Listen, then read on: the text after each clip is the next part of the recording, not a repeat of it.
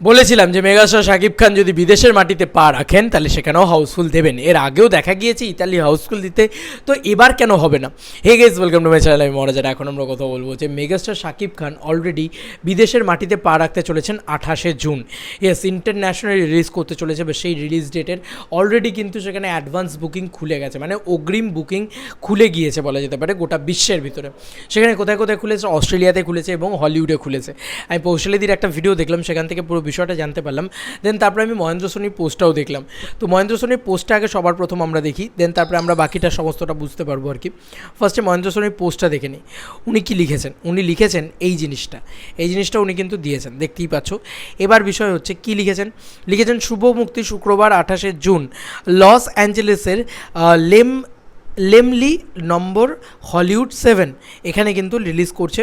সেখানে কিন্তু প্রতিদিন ফ্রাইডে হচ্ছে তোমার 6:28 এরকম কিছু একটা, 6/28 তারিখে যেহেতু রিলিজ, 6-এর ফ্রাইডেতে চলবে 1:07 থেকে, এবং প্রতিদিনই 1 এবং 7 এই বিষয়টা কিন্তু চলবে।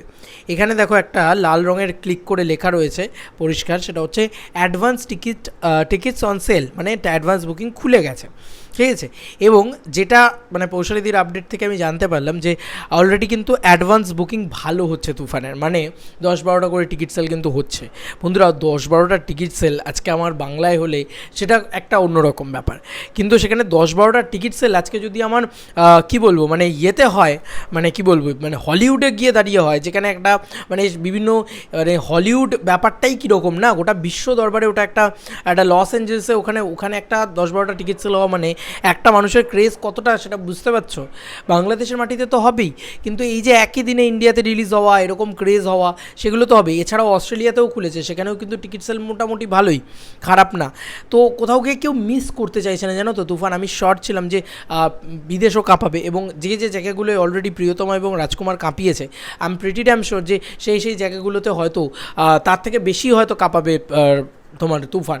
এবং তুফান কিন্তু অলরেডি টিকিট বুক করা যাচ্ছে, এবং নানান সাইট নানান বিষয়, সেটা আমার অতটা মনে নেই আর কি, সেটার জন্য আমি বললাম না।